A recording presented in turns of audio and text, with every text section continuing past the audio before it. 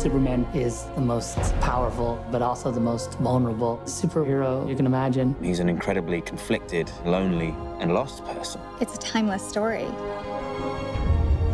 Superman is a story for everybody. It's going to be intense, visceral, really exciting to watch. We need champions and we need someone to believe in. It's about the potential for every person to be a force for good. We have to believe that somebody can make things right. From the first time I could ever remember, Superman was one of the people I wanted to be.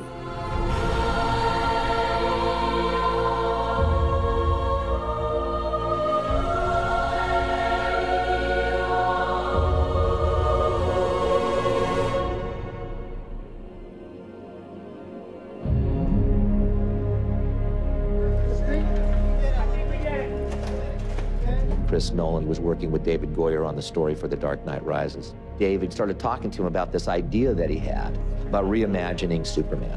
Our approach was not a comic book Superman. It was just to do a more realistic Superman, a Superman that exists in a real world. One more, just like that, right. I remember I said to Zach, I don't know how you do this. I don't know how you take this character and modernize him and make him cool to a modern audience. And they pitched their ideas, and we were like, wow, they figured it out. What Chris and David did was, let's let the audience participate in the experience of being Superman without breaking the things that make him Superman. They were able to sort of make him relatable, ground him, and make him feel real. Not bad. The holy grail of the rehearsal is still out there. Working with Zach is great. His energy is always up. As much as the hours are extremely long, Zach keeps stuff interesting. Zach is very detail-oriented. He never misses anything. He just has a really strong idea of the story, and he has a really strong idea of character. Zach knows exactly what he's looking for, and he knows when he has it, and that gives you a certain amount of confidence. You'll turn, and then you just press on. One really interesting thing with Zach, he's probably chosen the hardest possible way by making it, for the most part, a single camera. You don't work on movies of this scale with a single camera. Even though we're walking around and making shots, the frame is always being analyzed and refined as we go. Boom, they come off. He wanted to give the film this feeling that even though we're dealing with a superhero, this could be going on, or maybe it could happen tomorrow. We tried to land Superman in America. It was really important to ground him in a reality that we can understand. This story is a very realistic mirror. It's a 2012, 2013 world. We wanted to have real places. We didn't want Superman to crash into a fictitious location.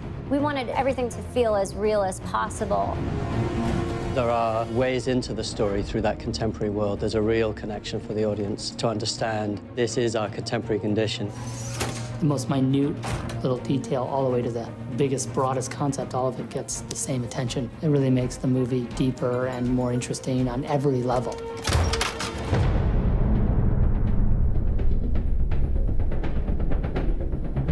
We're gonna make Superman. First thing you gotta figure out is, what's the suit gonna look like? Cape has to be there. If you look at the suit without the cape, you realize it's not Superman. But you know what? I think the underwear outside the pants is something that maybe can go. The reason why his underwear is on the outside of his pants, it's a leftover from Victorian era strongman. I probably looked at hundreds of versions with underwear. It fell by the boards because I couldn't make it consistent with the world that we were creating.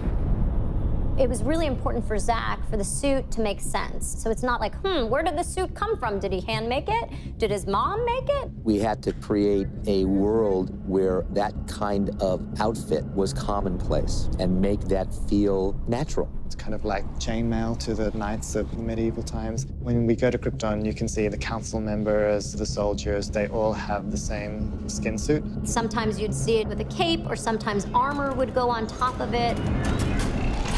It's a really high-tech kind of fabric, which I think is a nice departure from the spandex. What's the S stand for? It's not an S. In my world, it means hope. Well, here it's an S.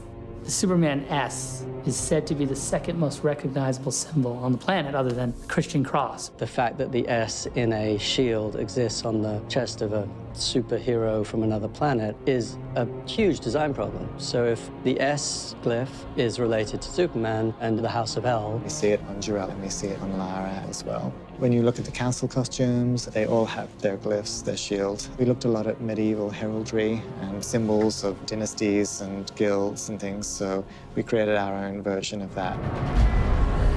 You have to go and find the why of it. You know, it's like an illuminated text. There's a reason why those monks have been redrawing that same thing for 1,000 years. It's got a very alien feel to it, while being recognizable as a suit that we know and love. It's that fine line of reinventing him, but still seeing him in there.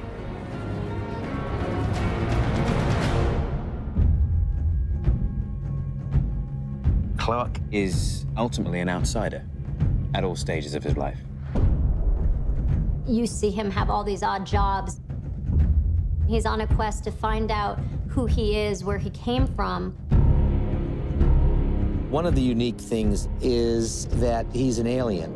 I have so many questions. Where do I come from? What world do I belong to? Is it this one or is it another? Do I have another father on another planet? Who am I? He's kind of lost in the world and doesn't really have a place.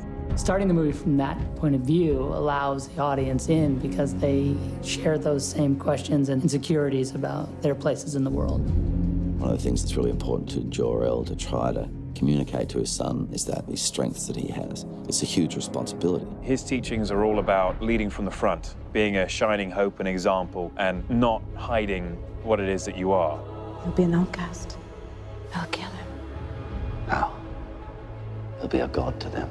Instinctually, when something bad happens, he is able to react. And when he reacts like something nobody's ever seen before. Jonathan teaches a slightly more careful approach. He's more protective of what Clark is. Things happen as he grows up where people know that he's different and they're hiding this secret.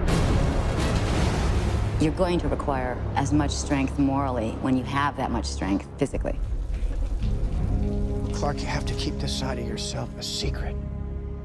What was I supposed to do? Just let him die?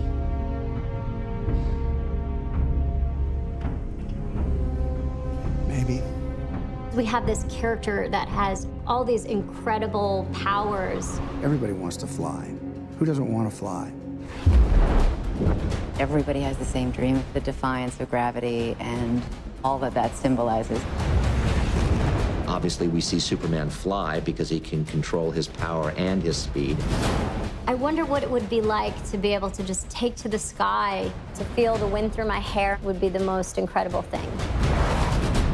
The super speed aspect of the fight makes them completely superhuman and beyond the scope of what is actually possible. We're going to see action in this film like we've never seen it before. Much more physical, much more high-powered. There was definitely a real conscious effort to support the idea that this is happening between Kryptonians. One of the talents that they would exploit would be that sense of speed to be able to vanquish their enemy very, very quickly. Superman is from another planet. He calls into question so much of what we take for granted, whether it be philosophical or physics. He has come to Earth to remind us of ourselves.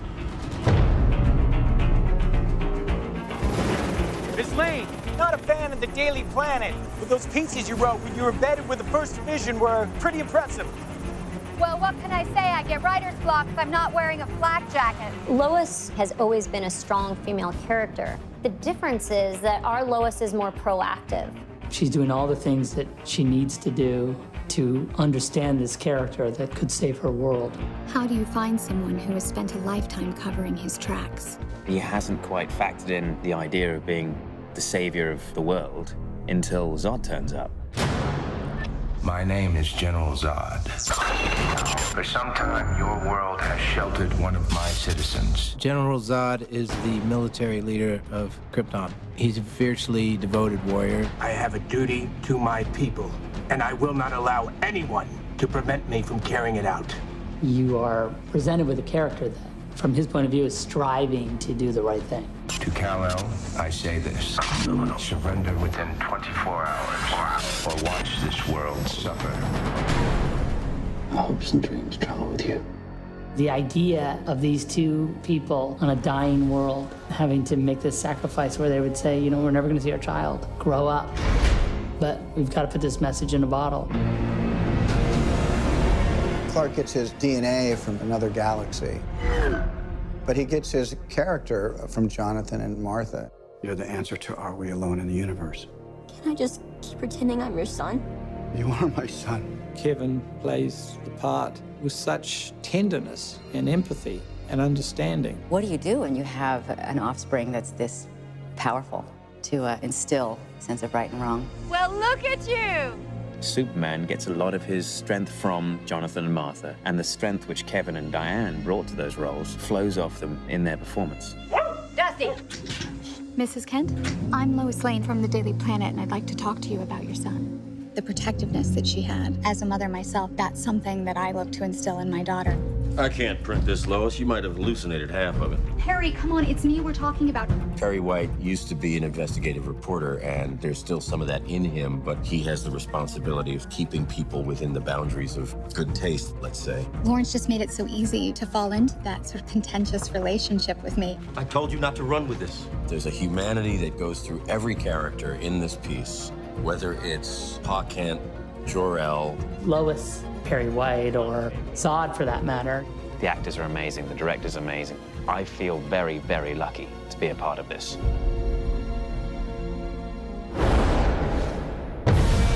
It's reinventing Superman. What'll really be modern about what we're doing is Zach's vision of it. This imagining has such a sense of humanity. It's a spectacular adventure. People are going to feel part of the movie. The scope and scale of the movie is epic. Every scene, every moment. You haven't seen that.